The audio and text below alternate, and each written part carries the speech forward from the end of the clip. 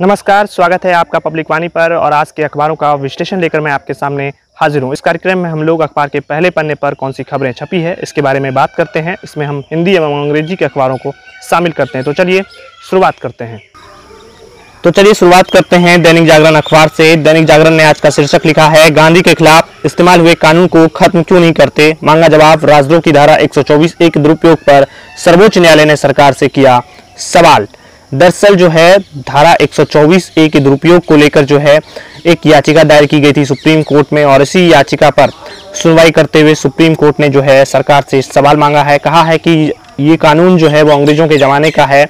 अंग्रेज इस कानून का जो दुरुपयोग थे वो हमारे स्वतंत्रता सेनानियों के प्रति करते थे, गांधी और तिलक जैसे लोगों के प्रति करते थे। गांधी पर भी राजद्रोह की धारा लग चुका है। तो क्या फिर इस धारा का जो दुरुपयोग हो रहा है सरकार उस पर क्यों नहीं इसे खत्म करती है?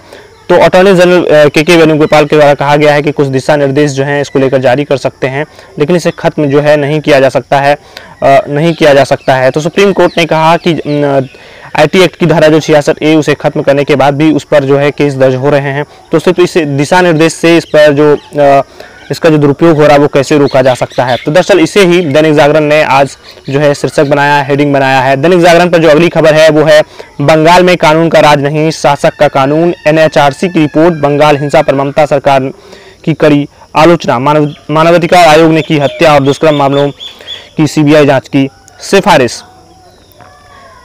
दरअसल पश्चिम बंगाल में जो चुनाव के बाद जो हिंसा हुआ था उस पर केंद्र सरकार ने UNHRC यानी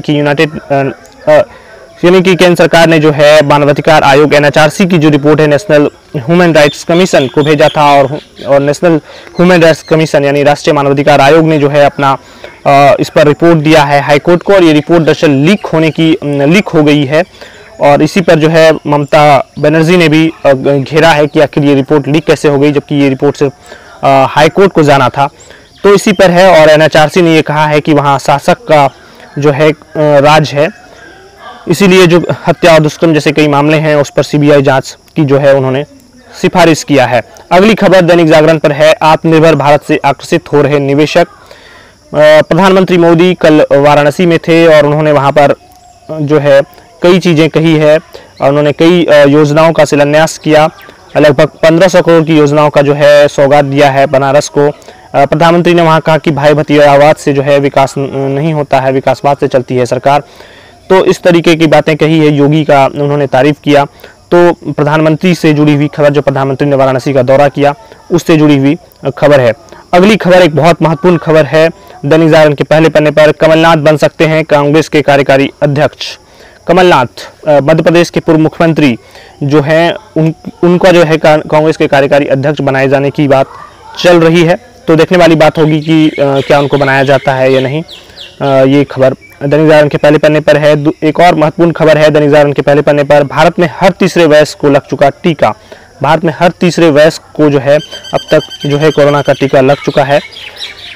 भारत में 18 साल से अधिक उम्र के लोगों की आबादी 94 करोड़ है। उनमें से गुरुवार की सुबह 7 बजे तक 31.35 करोड़ लोगों को वैक्सीन की पहली डोज मिल चुकी है। 7 करोड़ 78 लाख लोगों को जो लोग हैं वो 2 डोज अब तक ले चुके हैं। दैनिक जागरण अखबार के पहले पन्ने की ये खबर है। अब हम चलते हैं अगले अखबार की तरफ। हमारे पास जो अगला अखबार है वो है हिंदुस्तान, और हिंदुस्तान ने भी लिखा है, सुप्रीम सवाल, ब्रिटिश शासन में इस्तेमाल होने वाले प्रावधान जरूरी हैं क्या, राजद्रोह कानून खत्म क्यों नहीं करते कोर्ट। हिंदुस्तान की यही हेडिंग है। सुप्रीम कोर्ट ने जो सरकार से सवाल पूछा है कि राजद्रोह कानून आखिर खत्म क्यों नहीं करते हैं। जैसा कि हमने आपको दैनिक जागरण के अखबार के पहले पन्ने पर जो खबरें आई उसे विस्तारपूर्वक बताया। अगली खबर है, आप सरकार के वकीलों का पैनल LG ने खारिज किया। दरअसल आप सरकार ने वकीलों का एक पैनल बनाया था जो किसान आंदोलन के दौरान लाल किले पर जो हिंसा हुई थी उसको लेकर एक जो पैनल है और वो दिल्ली सरकार ने बनाया था। उससे पहले जो है दिल्ली पुलिस ने बनाया था, जिस पैनल को दिल्ली सरकार ने खारिज कर दिया था। उसके बाद दिल्ली सरकार ने बनाया अपनी पैनल, और उनके बाद जो है इसे LG ने जो है खारिज कर दिया। तो एक बार फिर दिल्ली में जो है राज्यपाल और दिल्ली सरकार के बीच जो है वो विवाद और टकराव बढ़ रहा है। अगली खबर हिंदुस्तान के पहले पन्ने पर है, मोदी ने योगी के काम और नाम पर लगाई मुहर। मोदी जी ने जो योगी के काम की तारीफ की है, कोविड के सिचुएशंस को जिस तरीके से टैकल किया उस पर जो बात की है वो खबर हिंदुस्तान के पहले पन्ने पर। अगली खबर है, ऋषभ पंत समेत 2 संक्रमित, इंग्लैंड में सीरीज पर संकट। ऋषभ पंत जो है कोरोना पॉजिटिव हो चुके हैं और इंग्लैंड में जो अगले महीने से सीरीज है उस पर कहीं ना कहीं एक संकट के बादल मंडरा रहे हैं। ऋषभ पंत जो है यूरो कप देखने के लिए गए थे और उसमें वो पॉजिटिव हुए हैं और जैसा ने इन भीड़ भाड़ वाले जगहों से जाने से बचने के लिए भी खिलाड़ियों को संदेश दिया। व्हाट्सएप ने 20 लाख भारतीयों के खाते बंद किए। दरअसल व्हाट्सएप ने अपनी रिपोर्ट जो है वो मासिक रिपोर्ट पेश की है। दरअसल नए IT नियम के तहत जो है अब सोशल मीडिया कंपनियों को अपनी जो रिपोर्टें हैं वो हर महीने पेश करनी है कि उन्हें उनके पास कितना शिकायत मिले और उन शिकायतों पर उन्होंने क्या किया, कितने मामले का उन्होंने निपटारा किया। तो ये दरअसल व्हाट्सएप ने यही रिपोर्ट पेश किया और उसमें उन्होंने बताया कि 20 लाख जो है भारतीय खाते उन्होंने बंद किए। संक्षेप में एक खबर है, JEE चौथे सत्र की परीक्षा 26 अगस्त से होगी, ये खबर भी है। अगली जो अंतिम खबर हिंदुस्तान के पहले पन्ने पर है वो है ग्राउंड रिपोर्ट। हिंदुस्तान ने फोन कर अफगानिस्तान में रह रहे लोगों से जाने हालात, काबुल में दिल्ली की तरह सामान्य चल रही जिंदगी। हिंदुस्तान अखबार ने जो है काबुल में लोगों से बातचीत किया, वहाँ के पत्रकारों से, वहाँ रह रहे भारतीयों से कि वहाँ किस क्या स्थितियाँ हैं। तो अधिकतर लोगों ने बताया कि फिलहाल अभी जो है काबुल में स्थिति सामान्य है। दरअसल तालिबान जो है अब वो अफगानिस्तान के अलग अलग हिस्सों पर लगातार अपनी बढ़त बना रहा है। अगली अखबार जो हमारे सामने है वो है दैनिक भास्कर। दैनिक भास्कर ने लिखा है, सुप्रीम सुनवाई, राजद्रोह कानून के दुरुपयोग पर सुप्रीम कोर्ट का केंद्र सरकार से सवाल। अंग्रेज जो कानून गांधी तिलक को चुप कराने के लिए लाए थे उसकी अब क्या जरूरत। दरअसल यही हेडिंग बनाया है जो सुप्रीम कोर्ट ने केंद्र सरकार से पूछा है धारा 124A पर राजद्रोह कानून के बारे में कि आखिर इसे क्यों नहीं हटाया जा सकता है। दैनिक भास्कर ने इस पर और भी कुछ आंकड़े भी रखे हैं जो NCRB के आंकड़े हैं, नेशनल क्राइम ब्यूरो के आंकड़े हैं, कि उन्होंने बताया है कि कैसे जो है केस दर्ज हुए हैं बहुत सारे। 6 साल में जो है 326 केस जो है दर्ज हुए हैं राजद्रोह कानून के तहत 124A के तहत, जिसमें से कि 559 गिरफ्तार हुए हैं, लेकिन दोषी सिर्फ 10 ही हुए हैं अब तक 10 सालों में।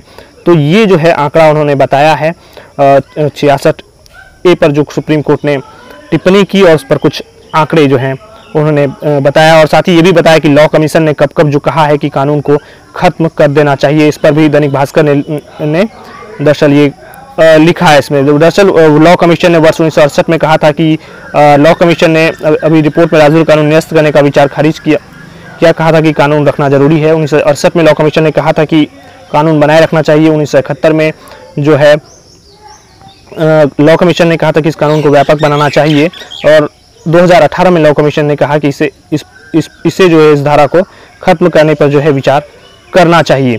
तो ये मामले हैं। पिछले साल जो है चर्चित कुछ मामले हैं। दिशा रवि को जमानत देते हुए जज ने जो है इसी मामले पर जब उन पर धारा 124A लगा दिया गया था राजद्रोह के मामले, तो कहा गया था, जज ने कहा था कि असहमति जो है वो राजद्रोह नहीं है। विनोद दुआ का मामला भी था जिसमें उन्होंने एक YouTube कार्यक्रम पर जो है उन पर राजद्रोह केस दर्ज कर दिया गया था, जिस पर भी उन्हें सुप्रीम कोर्ट ने तरफ से जो है केस को खारिज कर दिया था। आंध्र TV चैनल केस में भी उनके केस को जो है खारिज कर दिया गया था। तो ये दैनिक भास्कर के पहले पन्ने की जो है शीर्षक है जिस पर उन्होंने विस्तार से कुछ चर्चित मामलों के बारे में बताया है और साथ ही साथ लॉ कमीशन ने कब क्या कहा, NCRB के क्या आंकड़े हैं ये बताया है दैनिक भास्कर ने।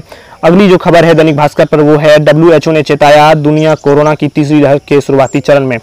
विश्व स्वास्थ्य संगठन के जो प्रमुख हैं टेड्रोस अधनोम, उन्होंने कहा है कि दुनिया में जो है दुर्भाग्यपूर्ण रूप से जो है कोरोना की तीसरी लहर जो है वो धीरे धीरे आ चुकी है और इसका ये शुरुआती चरण है। तो हम सबको जो है अलर्ट रहने की ज़रूरत है। ये हमारा महाराष्ट्र एडिशन है। इसमें यहाँ ये भी लिखा है कि कांग्रेस का आक्रामक रुख के बाद ठाकरे से मिले पवार।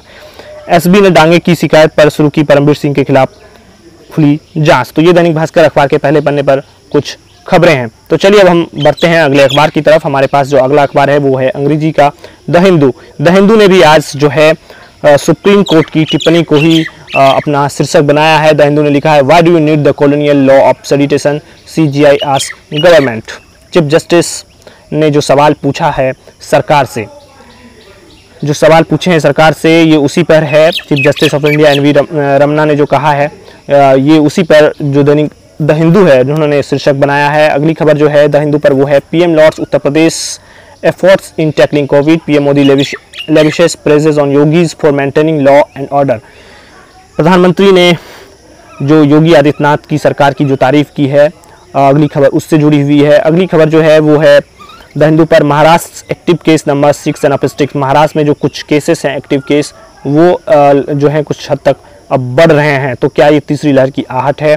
अगली खबर द हिंदू पर है, NHRC panel 6 CBI probe into Bengal rights, report cites cases of murder, rapes and molestations. दरअसल NHRC पैनल जो नेशनल ह्यूमन राइट कमीशन की पैनल ने जो CBI जांच की मांग की है बंगाल में हिंसा के दौरान, उसे हेडिंग बनाया है। अगली खबर है द हिंदू पर, जयशंकर मीट्स घानी US ऑफिशियल्स। जयशंकर जो हैं वो US के ऑफिशियल्स और घानी से जो है उन्होंने मिला है। दरअसल ये खबर है अफगानिस्तान के प्रेसिडेंट अशरफ घानी से।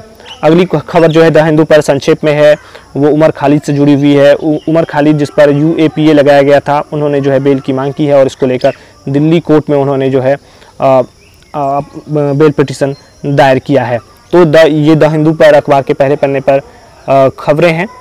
कैसा लगता है आपको हमारा ये कार्यक्रम, ज़रूर बताइए। अगर आपको अच्छा लगे तो हमारे YouTube चैनल पर कमेंट कीजिए, हमारे YouTube चैनल को सब्सक्राइब करिए और बेल आइकन को प्रेस कर दीजिए। आपका बहुत बहुत धन्यवाद।